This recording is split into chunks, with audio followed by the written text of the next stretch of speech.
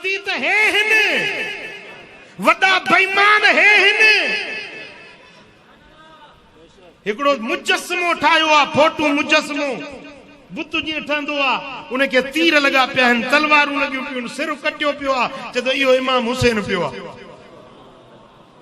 अस्तगफिरुल्लाह अज़ीम जने मदीने वाले साईं जे गुस्ताखन हालैंड वारन खाका ठाया हा तो सजो पाकिस्तान उथी पियो हुयो चऊं ते न गुस्ताखी कई आ खाका ठाया आहिनि मदीने वारे साईं जा हुजूर जे बचन जा खाका ठाया आहिनि गैरत ईमानी जागी पई हुई मुसलमानन जुलूस कढिया उन ते खून भी थी चुका हुआ मुंहिंजा दोस्तो उहे खाका ठाया काफरन पर हिनन के तवा छा चवंदो जेके मुसलमान भी सदाइन इमाम हुसैन जो मुजस्समो ठायूं तीर चुटन तलवारूं चुटन इमाम ज़ैनुल आबिदीन जो वो मुजस्समो ठाए मुजस्समो न पर एकड़ो लोफर एकड़ो गंदो मानू उन के सदन तई इमाम ज़ैनुल आबिदीन उन के जंजीरन में कैद करे अजू यजीदी वठी दा हलन पुठियों वरी हे मातम कंदा था वञा छा या मोहब्बत आ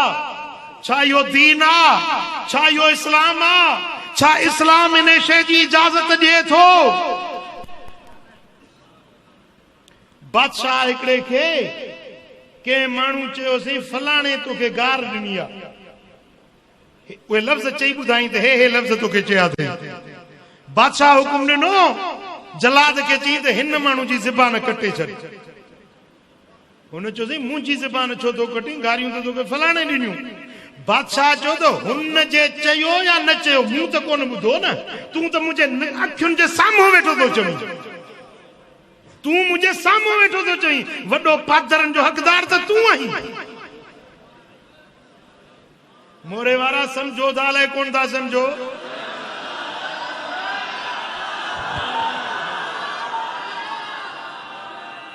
यजीदिन छा कयो तारीख में लिखियल आ पर हे त तुंहिंजे निगाहुनि जे साम्हूं मुजस्समा ठाहियूं हथ जो इमाम ज़ैनुल आबिदीन ऐं बीबियुनि जा उहे काफ़िलो ठाहिनि था हे इमाम हुसैन जो काफ़िलो थो वञे पियो तव्हां यूट्यूब ते ॾिसो तव्हांखे उहे सॼियूं फिल्मूं नज़र ईंदियूं हीअ बीबी ज़ैनब आहे बीबी रुकैया आहे हीअ बीबी सकीना है ही फलानी बीबी आ मुझा दोस्तों ही इमाम ज़ैनुल आबिदीन आ ही फलाने जो लाश आ ही फलाने जो जनाजो आ छा यो अदब आ या बेअदबी आ गलायो छो न था अदब आ या बेअदबी आ बेअदबी आ यो इश्क आ या फिस्क आ यो इश्क आ या फिस्क आ या मोहब्बत आ या खयानत आ मोहब्बत सिखणी थई त ताज मस्जिद में आ आशिकाने अहल बैत सुभान अल्लाह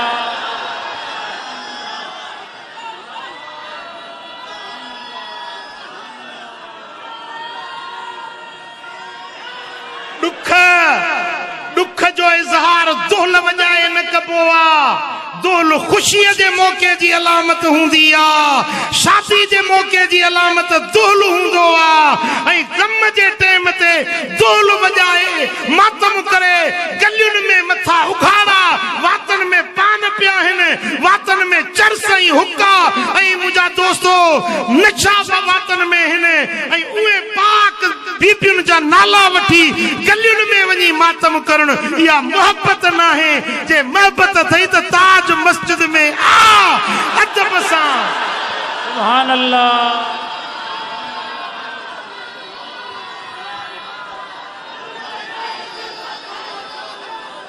बावजू बा अदब बा मुलाहिजा एतराम सां बावजू वेही कुरान बुध हदीस बुध त नबी जे बचन जो शान छा नबी जे अहल बैतन जी इज्जत चाहे अजमत चाहे उन्हनि जी तालीम चाहे तलकीन चाहे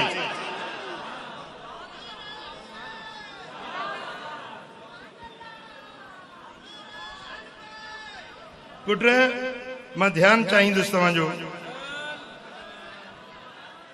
इमाम हुसैन शहीद थिया इनमें को शक ही ना है किए शहीद थिया पानी बंद थियो या न थियो किए थियो इहो वाक्यो बाद जो पर असुल सवाल है तो इमाम हुसैन मदीने जड़े शहर के छड़े निकतो छो। वरी जो मक्के में आयो तो मक्के जो शहर हज जा दिहाड़ा सजी दुनिया जा मानू अचन पिया मक्के में हज अदा कर। इमाम हुसैन मक्के के छड़े मानू एराम बदियूं मक्के में अचन था। इमाम हुसैन मक्के के छड़े कूफे दे वने। सवाल इहो आ पंहिंजे ज़हनन का पुछो तो सही न मोरे वारो अल्लाह ताके अकुल दिनो आ समझ दिनी आ। कदे पान का पुछो सवाल कयो तो इमाम हुसैन जे वञण जो मकसद केड़ो हो, गर्ज केड़ो हुयो। रस्ते में वाक़ियो थियो करबला में। कूफे मक्के ऐं कूफे जे विच में मंजिल है करबला जी जिते वाक़ियो थियो आ। इमाम हुसैन जी मंजिल करबला न हुई, करबला में तो वाक़ियो थी वियो, संदन मंजिल तो अॻिते हुई, कूफे हुई। जे कूफे विया पे तो छाजे ला पे विया, मकसद केड़ो हो, गर्ज केड़ो हुयो, मतलब केड़ो हुयो, चाहत केड़ी हुई, तमन्ना केड़ी हुई। एरे हिकड़ो हिंदुस्तान में मौलवी दो टीटीआर जेड़ो जाकिर नाइक इन्हें वरी तकरीर कई आ त बिन शहजादन की जंग हुई। अमीर मावियो बादशाह हुयो, उन्हें जो शहजादो हुयो यजीद। हजरत मौला अली बादशाह हुयो, उन्हें जो शहजादो हो इमाम हुसैन। बिन्नी शहजादन जे विच में कुर्सी जी जंग हुई। यजीद पियो चे कुर्सी ते मां हुजा, इमाम हुसैन पियो चे त कुर्सी मुखे मिले। कुर्सी जी लड़ाई हुई, बी का गाल कोन हुई। इन्हें सोच जे मथा लानत, इन्हें फिक्र जे मथा लानत, इन्हें फिक्र जे मथा जेको चे तो कुर्सी जे ला निकतो हुयो, इन सोच जे मथा अल्लाह जी लानत आ। हिकड़ो वरी चए थो त इमाम हुसैन पैसा माल दौलत जे हासिल करण जे ला निकतो, लुटेरो बणजी निकतो। लुटण काफिला लुटिया हुई, रस्ते में काफिला लुटिया हुई, काफिला लुटण जे ला निकतो हुयो। मां तो चवा इन फिक्र जे मथा बि अल्लाह जी लानत आ।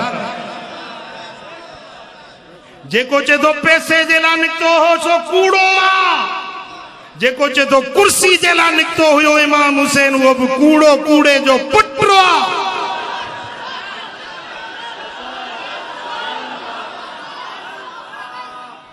इमाम हुसैन निकतो छो हुयो, वियो छा जे ला हुयो, मदीनो छो छॾी, मक्को छो छॾी, बच्चा छो वठी निकतो। भला कुर्सी जे ला वने हा न, इक़्तिदार जे ला, पैसे जे ला वने हा त पो इमाम हुसैन जे ला बेहतरीन मरकज मदीनो हुयो। मदीने में फौजूं गॾु करे हा, लड़ाई जे ला लश्कर गॾु करे हा, हथियार गॾु करे हा, कुर्सी वठे हा। त अली असगर ऐं अली अकबर ऐं बीबी सकीना ऐं सुगरा मासूम नियाणियुनि खे वठी न निकिरे हा। जेके कुर्सी जे ला निकिरंदा आहिनि से उहे लश्कर वठी निकिरंदा आहिनि। इक़्तिदार जे ला जेके वेंदा आहिनि से फौजूं गॾु कंदा आहिनि। मुंहिंजे इमाम हुसैन जे ला मदीनो मरकज़ हुयो, नाने साईं जी बारगाह हुई। सच ॿुधायो मोरे वारा, हिकिड़ो सुवाल तव्हां खां पुछां, दिलि खां पुछी जवाब ॾिजो। जेकॾहिं अॼु 10 मुहर्रम ते इमाम हुसैन हिते अची वञे ऐं जे इमाम हुसैन हिते ताज मस्जिद में भी ऐलान करे त मोरे वारा केर आ जेको मूंखे सिर ॾींदो? मां तव्हांखे कसम थो ॾियां रब जी ज़ात जो, मां तव्हांखे वास्तो थो ॾियां अल्लाह जी ज़ात जो। सची ॿुधायो त सिर केर ॾींदो? कहिड़ा कहिड़ा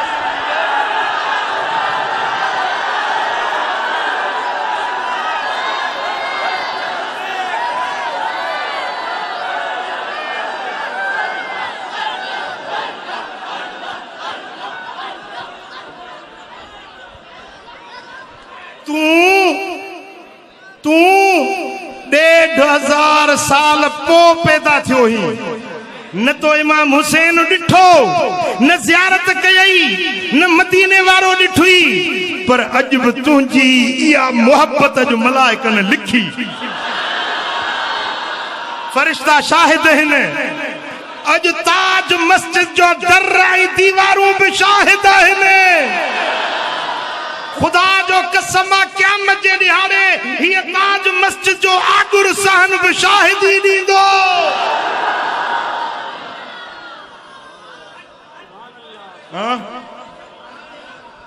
सुभान अल्लाह हाणे जे मदीने में वेही इमाम हुसैन ऐलान करे हा त केर मूंसां मूंते सिर ॾींदो त मदीने वारा छा चवनि हा तू 1500 साल पो पैदा थे तू सिर ॾी थो पर जन रूबरू मदीने वारे खे ॾिठो हुयो जन मौला अली जे हथ ते बैत कई हुई मौला अली जा मुरीद जेके मदीने में हज़ारे न लखे हुया सिर ॾियनि हा या न ॾियनि हा सिर ॾियनि हा या न ॾियनि हा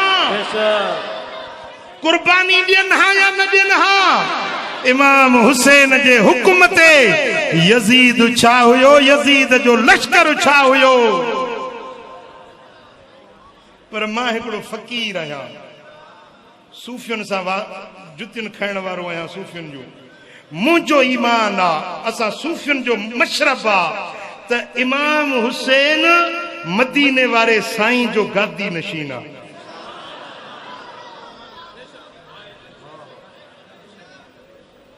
ऐं अहले दिल था चवनि आरिफ था चवनि त जेको गादी ते वेहंदो आहे न उन खे गादी वारे जो फैज़ उन जे सीने में ऑटोमेटिक अची वेंदो आहे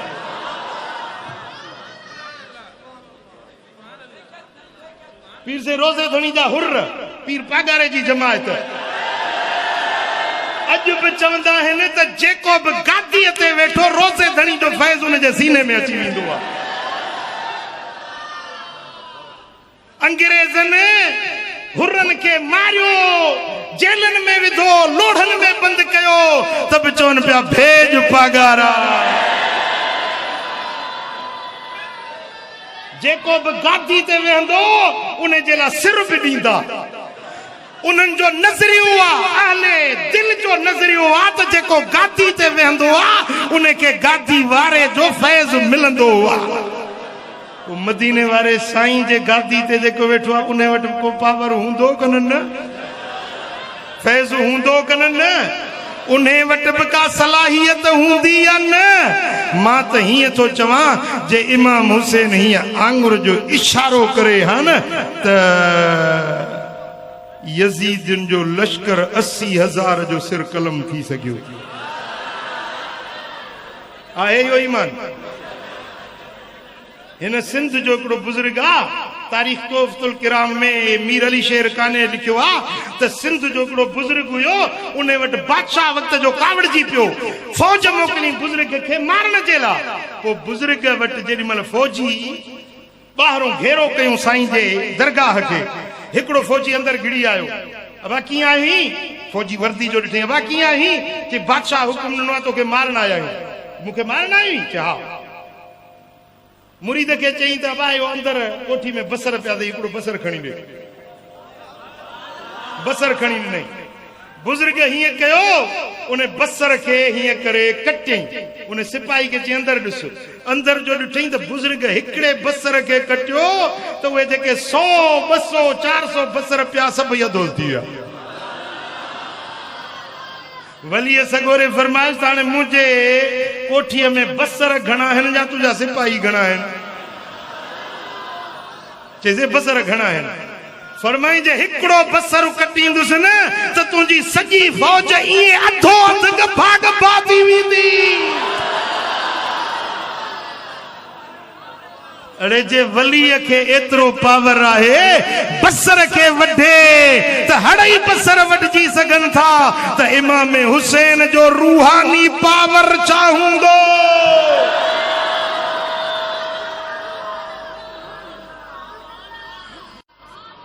इमाम हुसैन जी आलमा पुट जो पुट, पुट जो पुट, उन जो पुट, उन जो पुट, उन जो पुट, 7वीं 8वीं पीढ़ी में हजरत मोहम्मद गौस गवालियारी, मोहम्मद गौस गवालियारी इमाम हुसैन जे औलाद मां 7वीं 8वीं पीढ़ी में काफिलो वठियो वञे पियो, न्याणियूं बच्चा सब साथ साण हुजे, ओचितो धाड़ेलनि हमलो कयो। बुजुर्ग वॾी उमिरि जो पोढ़ो पीर मर्द हीअं लठ खाॾी जे हेठों ॾेई हीअं ॾिसे बीठो, हो पिया लुटनि, हो पिया फिरनि, बुजुर्ग ॾिसे बीठो। धाड़ेलनि सॼे काफ़िले खे लुटियो, उठ फुरियूं, घोड़ा फुरियूं, सामान फुरियूं, सोन हुया, चांदी हुयो, जेको हुयो फुरियूं। उन काफ़िले में साईं जो बचड़ा बि गॾु हुया न, साईं जी नंढड़ी नवासी हुई, ॾोहिटी, हज़रत मोहम्मद गौस गवालियारी जी नंढड़ी ॾोहिटी। उन जे कननि में सोन जूं वालियूं पातल हुयूं। हिकिड़े धाड़ेल वालीला थी, लही न सघी, छिक ॾिनई, लही न सघी, वरी छिक ॾिनई, वाली न लथी। धाड़ेल हो ज़ालिम, उन खंजर खणी ऐं न्याणी जो कनु कपियो। ॼण हिकिड़ी हिकिड़ी वाली लाहिण में देर थींदी, कनु सॼो ॿई कन कपे थो वठां, पोइ वालियूं कढी वठंदुसि, हीअं कनु कपियईं। बुज़ुर्ग पे मंज़र ॾिठो, न्याणी जो हिकिड़ो कनु कपियईं, ॿियो कनु कपियईं। उन न्याणीअ दाह कई, नाना साईं, नाना साईं, नाना मुंहिंजो कनु कपजी वियो। जेॾीमहिल नंढड़ी न्याणी रड़ कई, अल्लाह जो वली जेको ख़ामोश हुयो, सब्र में हुयो, इस्तिकामत में हुयो, जेॾीमहिल नंढड़ी न्याणी दाह कई, नाना मुंहिंजो कनु कपजी वियो, त वलीअ जो सब्र जो पैमानो उथली पियो। हू जेका लठ टेक ॾेयूं बीठो, लठ सिधी करे हीअं फेरायईं, हीअं जो लठ घुमायईं त जेतिरा बि धाड़ेल हुया उन्हनि जूं सिरियूं धड़नि खां धार थी वियूं।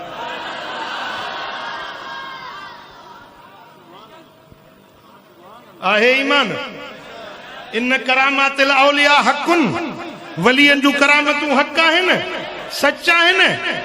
जेकॾहिं इमाम हुसैन चाहे, हा मोरे वारा कन खोले ॿुध, जे चाहे हा मदीने में लखे आशिकनि जो लश्कर गॾु करे जंग करे हा त करे सघियो थे। जेकॾहिं लश्कर न गॾु करे हा, पंहिंजो रूहानी पावर इस्तेमाल करे हा। यज़ीद कहिड़ी शइ हुई, हुरमलो कहिड़ी शइ हुई, इब्न ज़ियाद कहिड़ी शइ हुई। खुदा जो कसम आहे, इमाम हुसैन जेकॾहिं चाहे हा न, हीअं लठ पाक हणे हा त फुरात जहिड़ियूं 10 नहरूं बहाए सघियो थे। आहे ईमान। पर हेॾे पावर जे बावजूद, हेतिरी फॉलोइंग जे बावजूद मदीने के छॾे मके आयो, मके के छॾे कूफे ॾे हलियो, छाजे लाइ? सुवाल इहो आहे त इमाम हुसैन कुर्बानी छो ॾिनी? ॻाल्हि सम्झ में आई? हा, ॿुधो। जीअं हजरत मौला अली शेर खुदा शहादत जो प्यालो पीतो, इमाम मौला अली जी शहादत बि हिकिड़ी साज़िश जे तहत थी। मौला अली जी शहादत खां पोइ जेको इंतशार थियो, अफरा तफरी थी, हजरत इमाम हसन के खलीफो चूंडियो वियो। 40,000 जो लश्कर, हर वक्त जंग जे लाइ तैयार लश्कर हजरत मौला इमाम हसन सां गॾु हुयो। पर इमाम हसन खून रेज़ी न चाही, जंग न चाही, लड़ाई न चाही। इमाम हसन हजरत सैयदना अमीर माविया रज़ी अल्लाह ताला अन्हु सां सुलह करे ताज ऐं तख्त अमीर माविया जे हवाले करे छॾियो। इमाम हुसैन इहो मंज़र ॾिठो पे, जेॾीमहिल तख्त ते यज़ीद वेठो, अमीर माविया जे वफ़ात खां पोइ जॾहिं यज़ीद तख्त ते वेठो, यज़ीद जो किरदार गंदो हुयो, उन जा इखलाक बुरा हुया, उन जा प्रकार गंदा हुया। यजीद सरे आम शराब पींदो हो, यजीद जिनाकार हुयो, यजीद कुत्ता पालन वारो हुयो। यजीद जेडीमल महफिल में वेंदो हो त बैरून मुल्क जा बाहिरन मुल्कन जा कीमती शराब घुराए पींदो हुयो।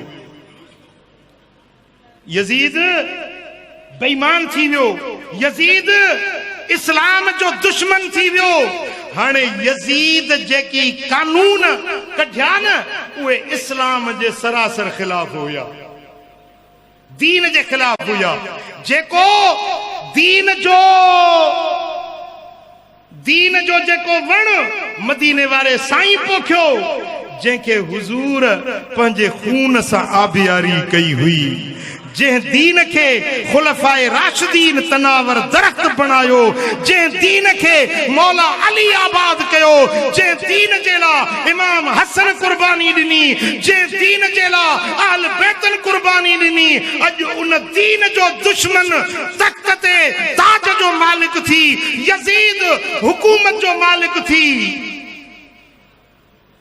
भाई हुकूमत जो डंडो ताकत रखे थो न, हुकुमरान जी चवे तीअं करे, समझो था। असां वटि त जमहूरियत आहे, पर इन जमहूरियत जे बावजूद हींअर पंजाब जा जेकी दर्सी किताब आहिनि, उन दर्सी किताबनि मज़ा जेकी बि इस्लामी सबक उहे कढी बेईमानी वारा सबक शामिल कया अथनि। हिन तव्हांजे इमरान खान जे दौर में छा कंदो?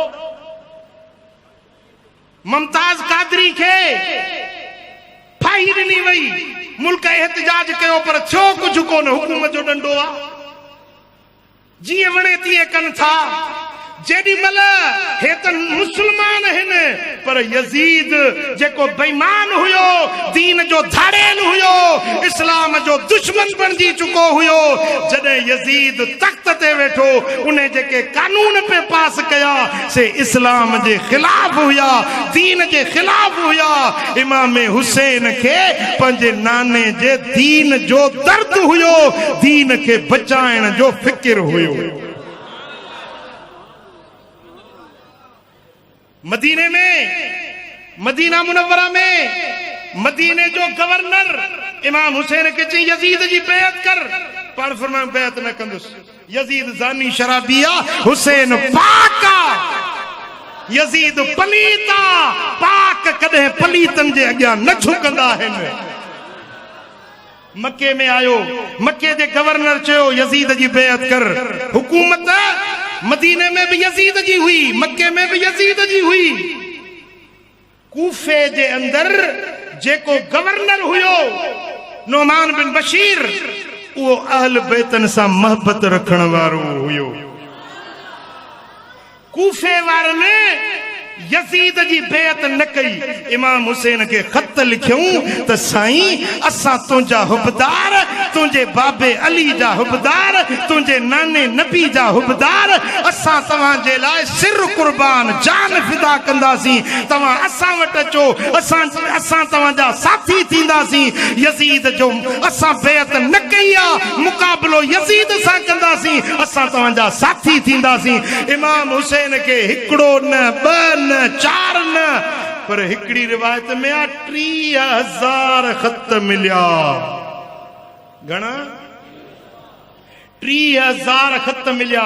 हिकड़े ई ॾींहं ते 5-5 वफ़द ईंदा हुया, चवंदा हा त साईं जेकॾहिं तव्हां असां वटि न ईंदो, असांजी रहबरी रहनुमाई न कंदो, त पोइ असां क़यामत जे ॾियारे तुंहिंजे नाने वटि दाह ॾींदासीं त असां हुसैन खे सॼोसीं दीन जी ख़िदमत जे लाइ, पर हुसैन असांजे अॻुवाणी करण न आयो। अहिड़े क़िस्म जा ख़त लिखियूं। पोइ इमाम हुसैन पंहिंजे नाने जे दीन खे बचाइण जे लाइ, इस्लाम जे कलमे जी सरबुलंदी जे लाइ, महबूब जे झंडे खे बुलंद करण जे लाइ, पंहिंजे बाबे मौला अली जे उन गैरतमंदी वारे उन जोहर के बरकरार रखंदे हजरत इमाम हुसैन कूफे दे रवानो थियो।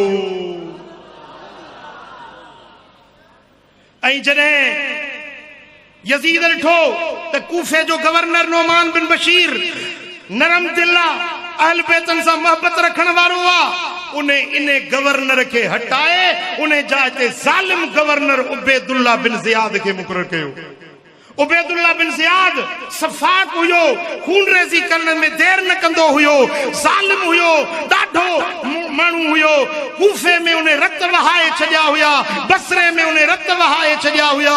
उन जे करे बसरे सां गॾु कूफे जी गवर्नरी बि यज़ीद इब्न ज़ियाद जे हवाले कई। हेॾो इमाम हुसैन यज़ीदियुनि जा कूफियुनि जा ख़त पढ़ी, उहे ख़त बि साण हुयसि। जेॾी महिल करबला ॾे कूफे ॾे हलियो पिए त उहे ख़त बि साण खणियूं पिए आयो। जेॾी महिल हज़रत इमाम हुसैन करबला जे मैदान ताईं पहुतो त उन वक़्त में परियों इनकलाब अची चुको हुयो। नोमान बिन बशीर माज़ूल थी वियो, ज़ालिम उबैदुल्लाह बिन ज़ियाद गवर्नर बणजी वियो। उन कूफे वारनि खे चयो जेको इमाम हुसैन जो साथ ॾींदो उन जो सिर कलम कंदुसि, उन जा बच्चा यतीम कंदुसि, उन जो घर नीलाम कंदुसि। त कूफे वारा पंहिंजे उन जेके वफ़ा जा अहद ॿधा हुयनि ऐं उहे ख़त अॼु ताईं बि रुॻे अहले सुन्नत जे किताबनि में न पर अहले तशय्युअ जे किताबनि में उहे ख़त मौजूद आहिनि। उन्हनि ख़तनि जो मफ़हूम छा हो ॿुधायांव? शीयन जा मुस्तनद किताब जे मुंतहिल आमाल या पंहिंजो मुल्ला बाकिर मजलिसी जा किताब आहिनि, उन्हनि में उहे ख़त मौजूद आहिनि। उन्हनि में लिखनि था त ए हुसैन असां तुंहिंजा शिया आहियूं, तुंहिंजे बाबे अली जा शिया आहियूं, असां हुबदार आहियूं, असां वटि अचो, पोखूं मेवा पचण वारा आहिनि, तव्हां अचो, असां तव्हां सां गॾु आहियूं, तव्हांजी कुर्बानी ॾींदासीं, असां तव्हांजे लाइ सभु कुझु करण जे लाइ तयारु बीठा आहियूं, तव्हां महिरबानी करे कूफे अचो, असांजी रहबरी ऐं रहनुमाई कयो। ख़त लिखण वारा कूफे जा शिया हुया। वरी इब्न ज़ियाद जे ज़ुल्म ऐं ॾाढ खे ॾिसी फिरी वञण वारा बि शिया हुया। जेको लश्कर इब्न ज़ियाद गॾु कयो उहो लश्कर दिमश्क मां न आयो हुयो, उहो लश्कर बि कूफे जे शियनि जो हुयो। जेके इमाम हुसैन जे मुखालफत में दुश्मनी में उथिया उहे ॿिया न हुया, शियनि जे किताबनि लिखियो आहे त उहे बि शिया गद्दार हुया जन ख़त लिखी घुरायो, वरी बेवफ़ाई बि उन्हनि कई। पुट ॻाल्हि सम्झ में अचेव थी? दुश्मन केर हुया, मारण वारा केर हुया, गद्दारी करण वारा केर हुया? हाँ, इन ते हिकिड़ो दलील मां अल बिदाया वन निहाया जिल्द 8 सुफ़ो नंबर 198 उन में हिकिड़ी तव्हांखे मां रिवायत थो ॿुधायां त तव्हांखे सॼो जेको मूं बयान कयो आहे उन जो बैकग्राउंड तव्हांखे सम्झ में अची वेंदो। सुम्मा अनाख राहिलतहू, हज़रत इमाम हुसैन पंहिंजे स्वारी ते चढ़ी ऐं स्वारी खे हलायो। व अमर उक़बा बिन समआन फअक़लहा सुम्मा क़ाल अख़बिरूनी। पोइ हज़रत इमाम हुसैन कूफे वारनि जे साम्हूं पंहिंजी स्वारी ते चढ़ी, कूफे वारनि जे अॻियों आयो। लश्कर जेको करबला में गॾु थियो हुयो न, इमाम हुसैन जो जन पाणी बंदि कयो हो न, उन्हनि जे साम्हूं आयो। पोइ हज़रत इमाम हुसैन ख़बर अथव छा चयो? उन्हनि माण्हुनि खे छा चयईं? अततलबूननी बिक़तीलिन लकुम क़तलतुहु, छा तव्हां जो क़त्ल कयो आहे, जंहिं क़त्ल जो मूंखां पलांद वठण आया आहियो? मूं तव्हांजो को माण्हू मारियो आहे छा जो तव्हां मूंखां खून जो बदिलो वठण आया हो? औ मालिन लकुम अकलतुहु, या तव्हांजो को माल मूं फबायो आहे जेको माल मूंखां वठण आया आहियो? ॿुधायो कूफे वारो, मूं तव्हांजो ॾोह कहिड़ो कयो आहे? ओ बिकिसासतिन मिन जिराहतिन, या मूं तव्हांजो को माण्हू ज़ख्मी कयो आहे उन जो बदिलो मूंखां वठण आया आहियो? क़ाल फअख़ज़ू ला युकल्लिमूनहु, जेॾी महिल इमाम हुसैन ईअं फरमायो कंहिंजो मूं खून कयो आहे त ॿुधायो, मूं तव्हांजो माल फबायो आहे त ॿुधायो, मूं तव्हांजो को ज़ख्मी कयो आहे त ॿुधायो, त ॻाटा हेठि कयूं, शर्म खां कंध हेठि कयूं, छो त कूड़ा हुया न। कंध हेठ कयूं, ॻाल्हाइण जी जुरत न कयूं। पो हज़रत इमाम हुसैन नाला वरता, या शीस बिन रबी, ओ शीस पुट रबी जा, या हज्जार बिन अबजर, या कैस बिन अशस, या ज़ैद बिन हारिस। ये 4 नाला खयूं जेके कूफे जा उहे वॾा वॾा शिया इहे हुया जन खत लिखिया हुया। इमाम हुसैन जा लफ़्ज़ ॿुधो, अलम तक्तबू इलैया, छा तव्हां मूंखे कोन लिखियो हुयो?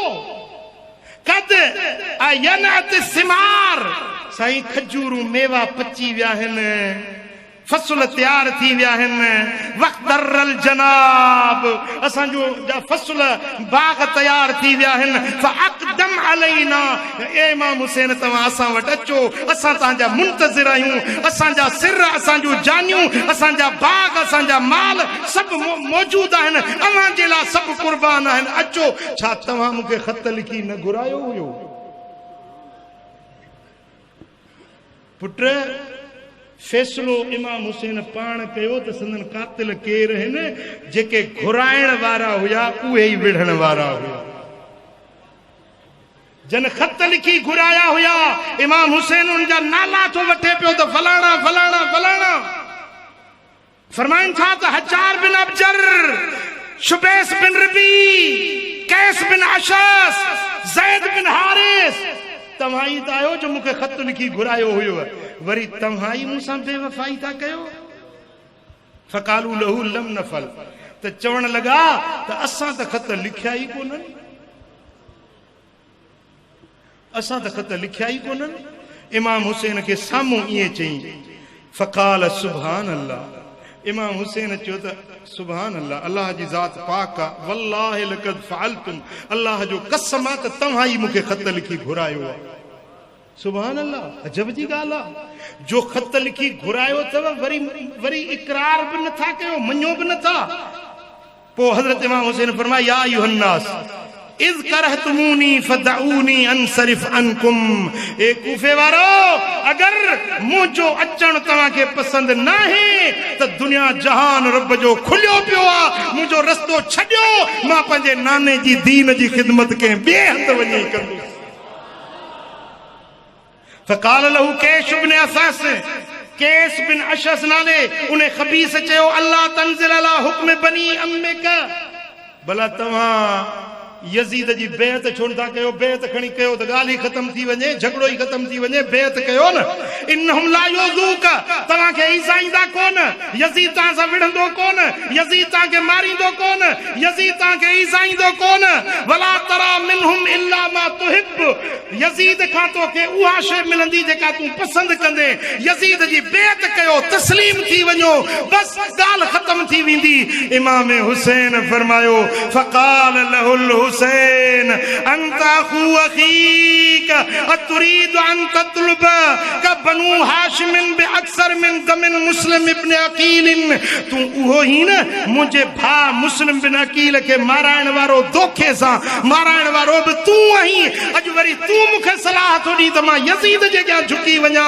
ला वल्लाहि ला आतीहिम बियदी अता अज़लील, अल्लाह जो कसम त के बेइज्जत माण्हू वांगुर झुकी मां यज़ीद सां हथ मिलाया, इहो हुसैन खां न थियो आ, न थी सघंदो।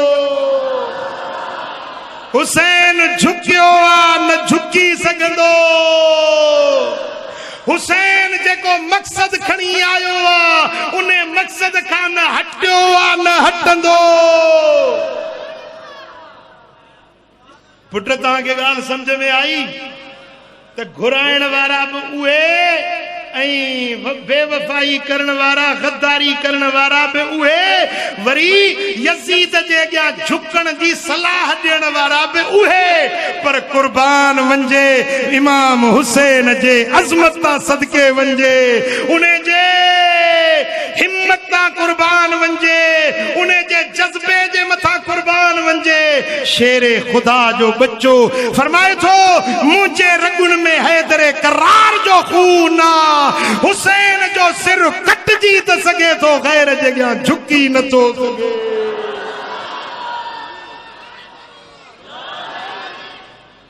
सुभान अल्लाह। मुझा दोस्तों, उन वक्त में हजरत इमाम हुसैन उन्हनि खे नसीहत कया, व नादल हुसैन अय्युहन्नास। इमाम हुसैन नसीहत कंदे फरमायो त इंसानो इस्मउ मिन्नी नसीहा, मां हुसैन तव्हांखे नसीहत थो कयां। अकूल हालकुम, मां तव्हांखे हिकिड़ी नसीहत थो कयां, मुंहिंजी ॻाल्हि ॿुधो।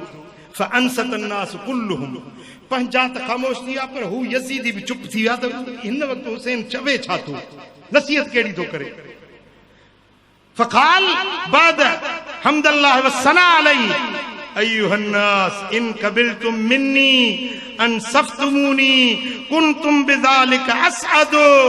इमाम हुसैन फरमाए थो त ॿुधो, जेकॾहिं मुंहिंजी ॻाल्हि मञंदो, मुंहिंजी बेअत में ईंदो, मुंहिंजो फरमान मञंदो, त तव्हां जहिड़ो बख़्त वारो ॿियो केरु न हूंदो। पर जेकॾहिं तव्हां मुंहिंजी ॻाल्हि नथा मञो, मुंहिंजे नाने वारे दीन खे छॾे तव्हां यज़ीद जा पैरोकार थियो था, त यादि रखो, मूंखे न तव्हांजे माल जी ज़रूरत आहे, न तव्हांजे दौलत जी ज़रूरत आहे। मां हुसैन पंहिंजो सिर कटाए सघां थो, बच्चा कुर्बान करे सघां थो, पर पंहिंजे नाने जे दीन खे छॾे नथो सघां। पुट ॻाल्हि समझ में आई? असुल वाक़ियो इहो आहे, असुल गर्ज़ इहो आहे, दीन जो तहफ़ुज़ करणो आहे। अल बिदाया व निहाया वारो लिखे थो, जेॾीमहिल 10 मुहर्रम जे ॾिहाड़े ते इमाम हुसैन मैदान करबला में निकितो न, त उन वक़्तु साईं वटि 2 शयूं हुयूं। घणियूं शयूं हुयूं? मोरे वारा ध्यानु चाहींदुसि तव्हांजो। इमाम हुसैन वटि 2 शयूं हुयूं। हिकिड़े हथ में तलवार हुई, ॿिए हथ में क़ुरान हुयो। हिकिड़े हथ में तलवार हुई, ॿिए हथ में क़ुरान हुयो। इहे 2 हुसैनी हथियार आहिनि। इमाम हुसैन जे ज़िंदगी जो माहासुल 2 शयूं आहिनि। हिकिड़ो तलवार, जॾहिं मुक़ाबले जो वक़्तु अचे, बातिल सां मुक़ाबले जो वक़्तु अचे, त गर्दन झुकाए न बीहबो आहे, कंध मथे करे मुक़ाबलो करे ॾिबो आहे। हुसैनी, ए हुसैनी हुबदारो, इमाम हुसैन बातिल जे अॻियां गर्दन झुकाइण जो सबक़ न सेखारियो, करबला में कंध मथे करे ऊचे घाट अचण जो सबक़ सेखारियो। इमाम हुसैन जे इन फ़लसफ़े खे भिटाई बि बयान कयो। फरमाए थो, हण भाला विड़ भाकुरे आदि ढाल मढारे। हण भाला विड़ भाकुरे आदि ढाल मढारे। मथा ते गुतरार मार त मतारो थिए। फरमाए थो, झुकी वञण ज़लीलन जो कम आहे, झुकी वञण बानन जो कम आहे। मर्द बातिल जे अॻियां झुकंदा न आहिनि। अॼु गाटड़ा हीअं झुकाए न वेहो, कंध निबा करे निमा करे न वेहो। हुसैन जा मुरीद आहियो, ऊचे घाट चओ। जे बातिल वारा घणा आहिनि त बि परवाह न आहे। जे असां थोरा आहियूं त हीण आहियूं त बि ॿीणा आहियूं, ॿ आहियूं त बि 12 आहियूं। झुकबो न आहे। खबरदार मोरे वारो, बातिल जे अॻियां न झुकणो आहे, न निमणो आहे। ऊचे घाट अचण या इमाम हुसैन जी तालीम आहे। मुज़ाहिमत जो लीडर आहे, मुज़ाहिमती तहरीकुनि जो लीडर आहे मुंहिंजो इमाम हुसैन। जिंदाबाद जिंदाबाद मुर्दाबाद। मुंहिंजा दोस्तो, 2 नंबर ते इमाम हुसैन जेको मैदान करबला में असांखे सबक ॾिनो, हिकिड़े हथ में तलवार, ॿिए हथ में क़ुरान। चओ, ॿिए हथ में छा हुयो? कुरान हुयो इमाम हुसैन जो मंशूर ऐं दस्तूर रब जो कुरान हुयो इमाम हुसैन भंग जा कूंडा दूल धुकड़ मातम रोडन ते वनी मथा उघाड़ा करे न्याणियों बेपर्दा बाजारुन में वठी वञण हुसैन जो तरीको नाहे इहो शिमिर जो तरीको आ इहो यजीद जो तरीको आ इमाम हुसैन जो मंशूर ऐं दस्तूर कुरान वारो कुरान वारो कुरान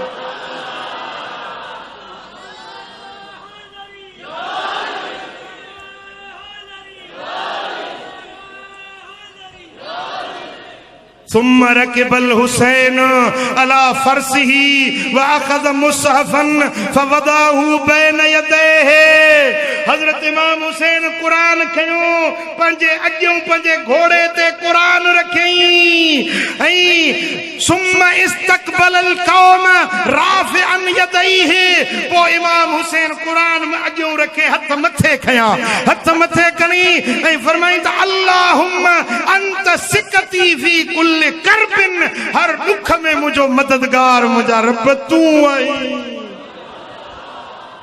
مجھو مددگار مجھا مولا تو آئی ورجائی فی کل شدت ہر سختی میں مجھے امید تو رب جی ذات میں آ مجھے امیدن جو مرکز مولا تو آہیں مجھو مددگار تو آہیں ان ولی اللہ الذی نزل الکتاب مجھو وارث مجھو مددگار مجھو ساتھی مجھو ساجی مجھو رفیق مجھو ممد مجھو ناصر آہے کہ صرف اللہ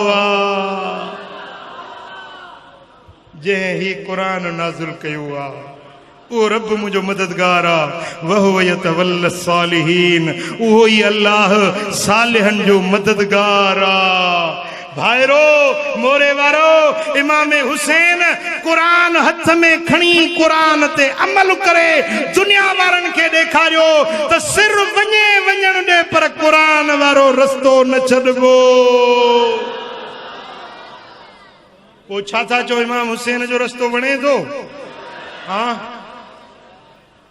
راحتوں ہوڑے بھی گھنیوں ہیں یزید والے رستے میں مزہ گھنا ہیں عیش ہیں آرام ہیں سکھ ہیں پیسو آ ڈوکڑا کرسی آ اقتدار آ نفس جو خواہشوں پوریوں تھیندیوں پیسو ڈوکڑ جام ملندو یزید جے پاسے دے سکھ دنیا جا گھنا ہی ملندا پر حسینی رستے میں دکھ بھی سکھن کھا بھدی کا پیارا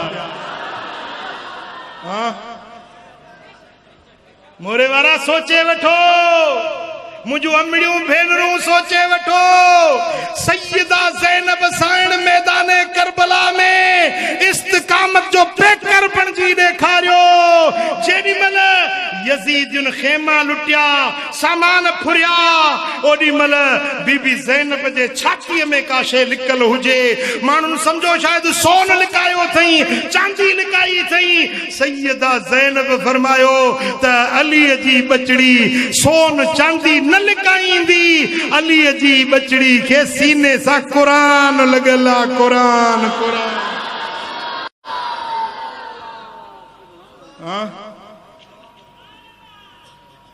مجھا دوستو امام حسین حق تے ہلن سکھاریو بیو قرآن جو منشور دستور پیش کرو وہ تمام کے قرآن وارو رستو دو وڑے یا یزید وارو رستو دو جواب دیو گلائیو قرآن وارو رستو بنے تو کو نماز پڑھنی پڑھنی قرآن چے تو اقیم الصلاة نماز قائم پہ ہو تاکہ نماز پڑھنی پڑھنی یزیدی آئے ہو تو تاکہ خطاب بھی نہ ہے تاکہ چموئی پڑھتا یزید ان تے میار ہی نہ ہے جے حسینی آئے ہو تو نماز پڑھو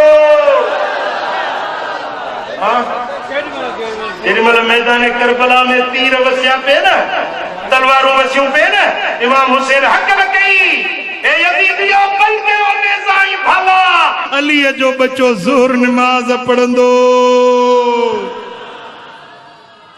جے حسینی حبدار ہی نا ماتمی جلوس ہلندے سجل تھے جو ٹائم اچھی ونجے تو رڑ کر بھی ہو ذاکرہ بھی ہو نماز گرجی پڑھندا سی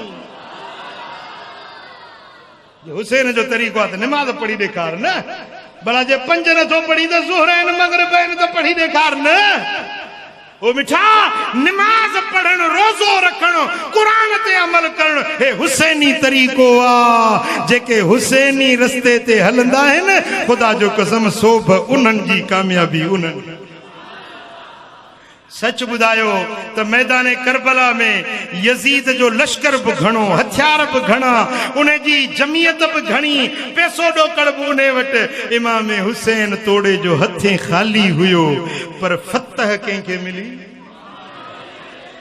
फतह कंहिंखे मिली खुदा जाने थो त मां करबला भी ॾिसी आयो आहियां कूफो भी ॾिसी आयो आहियां दिमश्क भी ॾिसी आयो आहियां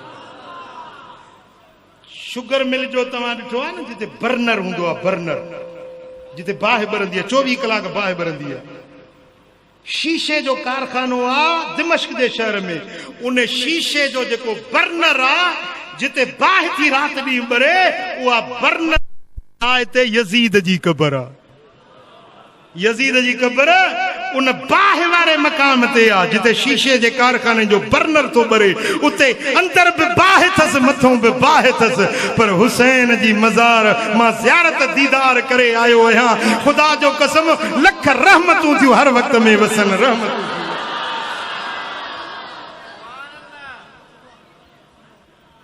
मां जेॾीमहिल करबला जे एरिया में दाख़िल थियुसि न अञा करबला परे हुयो पर उन एरिया में आयुसि त खुदा जी इज्जत जो कसम अल्लाह जे घर में तव्हां सां थो ॿुधायां त उन एरिया में पहुचण सां मुंहिंजे दिलि जी कैफ़ियत मटी वई ऐं हिकिड़ो दिलि ज़ोर ज़ोर सां धड़कण लॻी ऐं मूंखे ईअं महसूसु पियो थिए त मां कंहिं अहिड़ी जाइ ते पहुतो आहियां जिते अल्लाह जी रहमत थी वसे ऐं जेॾीमहिल न पहिरियों मंज़र हज़रत हुर्र जे मज़ार जो नज़र आयो हज़रत हुर्र जी मज़ार जे पहिरीं शहादत माणी इमाम हुसैन जे कदमनि ते हज़रत हुर्र पंहिंजी जान फिदा कई खुदा जाने उते पहुचण सां केॾो बि कठोर दिलि हुजे पर अखियुनि मां पाणी वही वरी जेॾीमहिल करबला मुअल्ला में इमाम हुसैन ऐं गाज़ी अब्बास जे दरबार ते पहुतुसि ईअं पियो सम्झां त ॼणो अल्लाह जे रहमत जो नूर ऐं रहमत वसी रही आहे ईअं पियो लॻे ॼणो मलाइक चौधारी घेरो कयूं हथ अदब जा ॿधियूं इमाम हुसैन खे अॼु बि सलाम करे रहिया मुंहिंजा दोस्तो चंद पल जी यजीद जी हुकूमत हुई पर सदियूं हुसैन जूं सन हुसैन जा क़यामत ताईं बादशाही हुसैन जी यजीद माण्हुनि जे गर्दननि ते डंडे जे ज़ोर ते 2-3 ॾींहं हुकूमत कई पर यजीद जी उहा हुकूमत न रही ताज तख्त न रहियो पर हुसैन जी हुकूमत अॼु बि करोड़ दिलुनि जे मथां क़ाइम ऐं दाइम उन जो मंज़र थोड़ी देर पहिरीं तव्हां पाण अखियुनि सां ॾिठो हुसैन जे नाले ते सिर घुर त हज़ारे सिर ॾियण वारा आशिक मां तो चवां त हींअर जेको वज़ीर आज़म आहे न इमरान खान इहो बि उथी चवे त मूंखे सिर केरु ॾींदो त हिकिड़ो बि अंगूठो ॾिए सची थो ॿुधायां हिकिड़ो बि सिर कोन ॾींदुसि वज़ीर आला काइम अली शाह चवे त वाह मूंखे सिर ॾियो केरु न ॾींदो सिर पर मुंहिंजे सोणे हुसैन जे लाइ लखे सिर अॼु बि हाज़िर ऐं जंहिं इमाम हुसैन सां दिलि लाती मोहब्बत जो राबितो ॻंढियो ख़ुदा ॼाणे उहो निभागो बि सभागो आहे निदोरो बि सदोरो आहे जहन्नमी बि जन्नती जेॾीमहिल इमाम हुसैन जो सिर मुबारक खयूं न इस्लाम जी तारीख़ में पहिरियों सिर आहे जेको नेज़े ते खयूं ॿियो कंहिंजो सिर नेज़े ते इमाम हुसैन खां अॻु में कंहिंजो बि इस्लाम में सिर नेज़े ते न खयूं वियो पहिरियों सिर इमाम हुसैन जो जेको नेज़े ते खयूं जेॾीमहिल सिर मुबारक कूफे मां खणी दिमश्क वञनि पिया यज़ीद जे दरबार में त रस्ते में हिकिड़ो गिरजा घर हो ईसाइन जो माबद हो इबादत खानो हुयो ईसाई राहिब हुयो जेको पंहिंजे इबादत खाने जी छत ते चढ़ियो वेठो उन जो दरवाज़ो मथों खिड़की खुलियल हुई ओभर पासे ॾूं उन रस्ते सां जेको रस्तो कूफे वारो हुयो।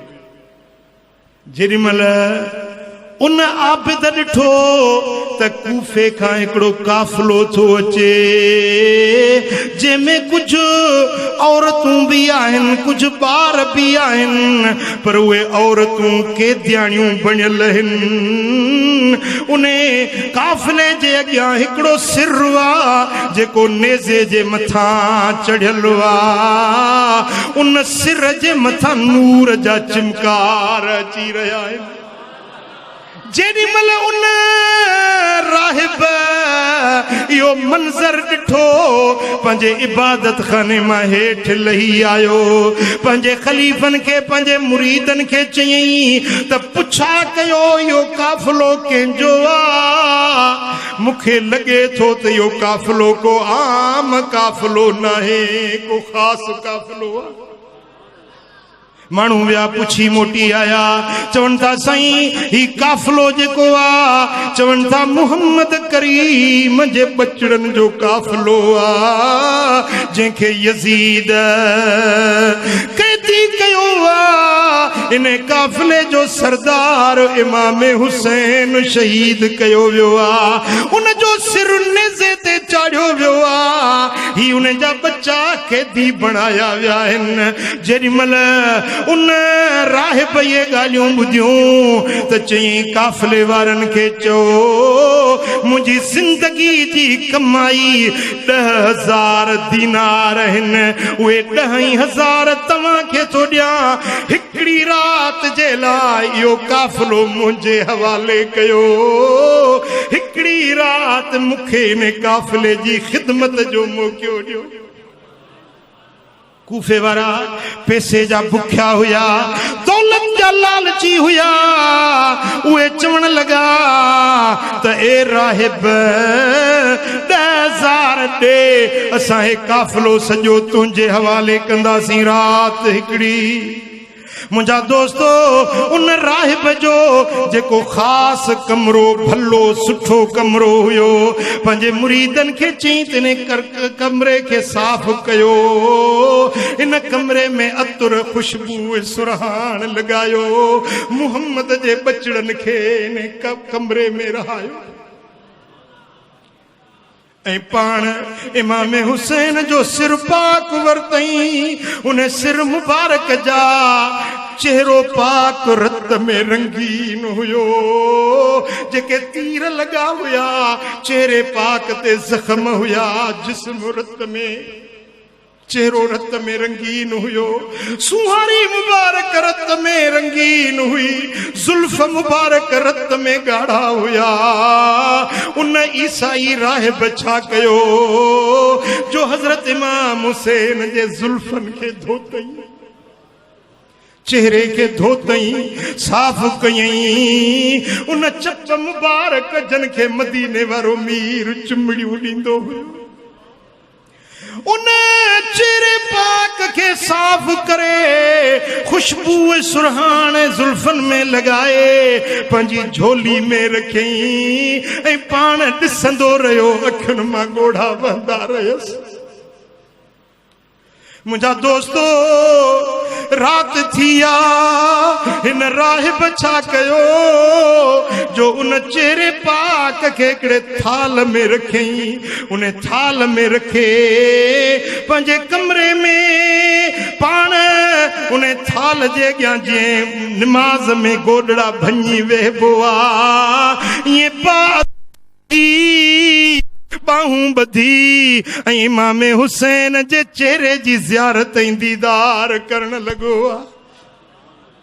मुंहिंजा दोस्तो चेहरो बि चेहरो आहे, उहो चेहरो आहे जंहिंखे मदीने वारो मीर चुमियूं ॾींदो आहे।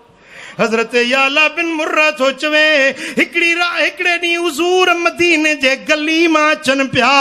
इमाम हुसैन ॿारनि सां रांदि खेॾे पियो, सुहिणो नबी गली में वेही रहिया। इमाम हुसैन खे भाकुर पाए पंहिंजे सीने सां लाथऊं, पोछा कयूं जो हिकड़ो हथ खादीअ जे हेठों ॿियो हथ मथे जे मथों ॾई चप चपन ते रखे इमाम हुसैन जा चप चुमण लॻा पंहिंजी ज़बान चूसाइण लॻा वो पाक चेहरो जंहिंखे मदीने वारो साईं पंहिंजी ज़बान चूसाईंदो अजो पाक चेहरो ईसाई राहिब जे अॻियों आ हीअं ॾिसे बि थो अखियुनि में ॻोढ़ा बि वहनि पिया जेॾी महिल रात आधी रात थी आ त आवाज़ आयो ए राहिब हिन हुजरे मां ॿाहिरि निकिरी वञ अॼु पाक रूह अचनि था हुसैन जो दीदार करण जे जरूर अमड़ खातून जन्नत जो रूह आयो हूंदो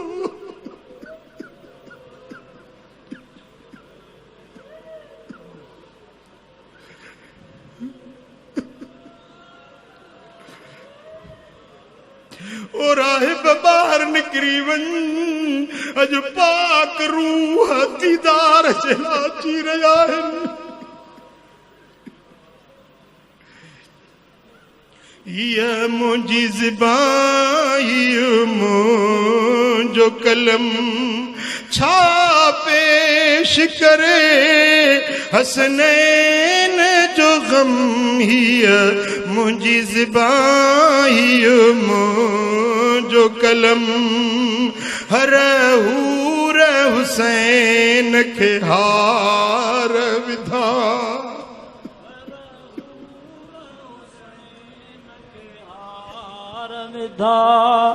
हर हूर हुसैन के हार विधा वही पर करबल बणे जी बाग़रम हिया मुंहिंजी ज़बान मुंहिंजो कलम छा पेश करे हसनैन जो गम हिया मुंहिंजी ज़बान मुंहिंजो कलम पुट कूंद वियो काज जी रात कुसी जंहिंजो कासिम घोट खुदा जो कसम हिया मुंहिंजी ज़बान मुंहिंजो कलम छा पेश करे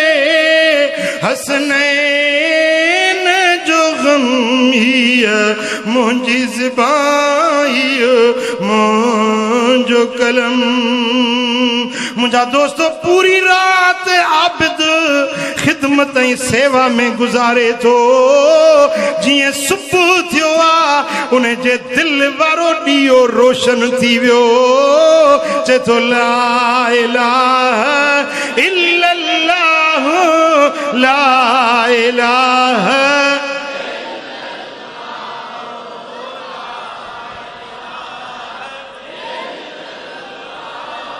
ला इलाहा इल्लल्लाह मुहम्मदुर रसूलुल्लाह सल्लल्लाहु अलैहि वसल्लम मुंहिंजा दोस्तो ईसाई राहिब कलमो पढ़ी मुसलमान बणजी वियो आहे हुननि ज़ालिमनि 10,000 वरता मुंहिंजा दोस्तो सुबुह जो काफ़िलो अॻिते हलियो जेॾी महिल अहल बैतन जो काफ़िलो हले पियो जंहिं राति हुसैन जे चेहरे जो दीदार कयो आहे उन चयो त ही इबादत खानो तव्हांखे आयो मां हुसैन जी ग़ुलामी न छॾींदुसि काफ़िले जे पुठियां लॻी पियो आहे चए तो बाक़ी जिंदगी हुसैन जे बच्चन जी गुलामी में पूरी कंदुसि इन सारी जिंदगी जे राहिबी मशाइखी का हुसैन जे दर जी गुलामी मुझे ला वधीक शान वारी ओ मुंहिंजा दोस्तो जने इमाम हुसैन के सुञा तो दिल लाती दुनिया बि उन्हनि जी आख़िरत बि उन्हनि जी ॿई जहान उन्हनि जा रब आबाद करे छॾिया।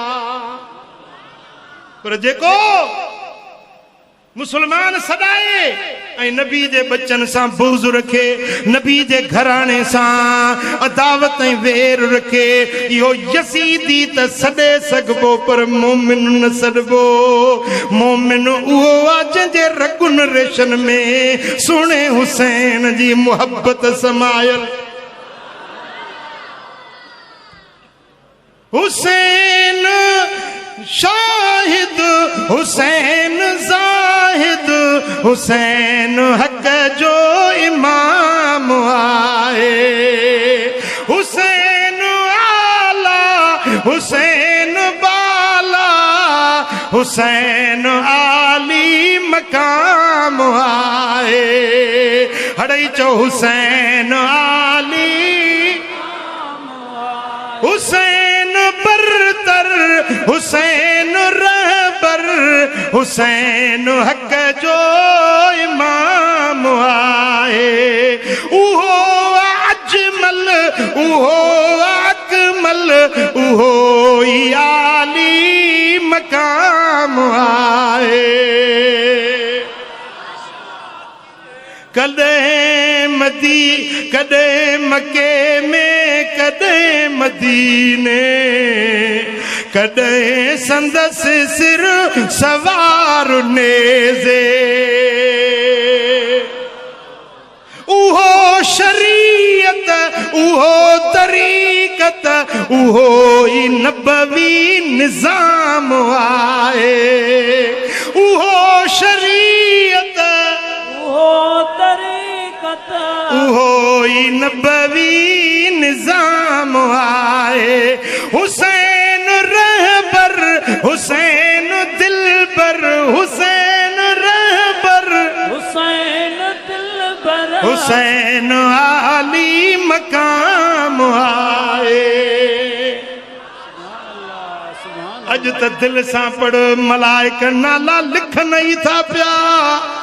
अज या लिस्ट करबला बि वेंदी त कूफे बि वेंदी, या लिस्ट अज मदीने पाक बि वेंदी।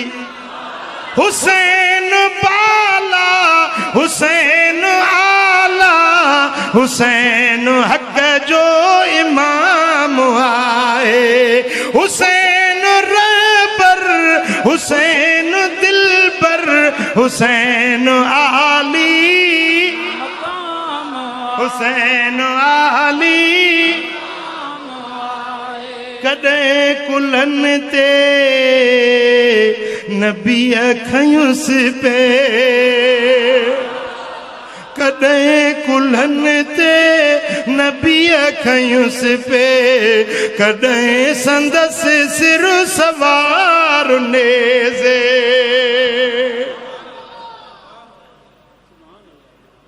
ओ कॾहिं संदसि सिर सवार नेज़े। उहो ई रहबर उहो ई दिलबर उहो अलैहि सलाम आहे। हुसैन साबिर हुसैन शाकिर हुसैन हक़ जो इमाम आहे। करमुला संदस जे दर जो नौकर संदस असक दर संदस अनौकर। गुलाम इब्ने गुलाम आहे गुलाम इब्ने गुलाम आहे। संदन बच्चन जो भी गुलाम आहे। हुसैन रहबर हुसैन दिलबर हुसैन हक़ जो इमाम आहे। हुसैन हक़ जो इमाम आहे। दिल मदीने वारे जे बचड़न सां सच्ची था चो या ज़बान सां था चो? वेठा किथे आयो? ताज मस्जिद में, अल्लाह जे घर में। सच्ची बुधायो तो सच्ची दिल थवा इमाम हुसैन सां। जे सच्चा मुरीद आयो तो अज खां वठी नमाज न छॾिजो, नमाज पढ़जो, सुहारी रखो, रब जो जिक्र कयो, मस्जिद के आबाद कयो, नेकी जे रस्ते ते हलो, तव्हांजी दुनिया बि आबाद, तव्हांजी आखिरत बि रब आबाद कंदो। अल्लाह करीम असांखे सच्चो हुसैनी बणाए, इमाम हुसैन जी मोहब्बत में जियारे, इमाम हुसैन जी मोहब्बत वारो मौत नसीब फरमाए। बटे सिटरूं दुरूद सलाम जो थींदियूं, उन खां पोइ दुआ थींदी। सभु उथी पियो।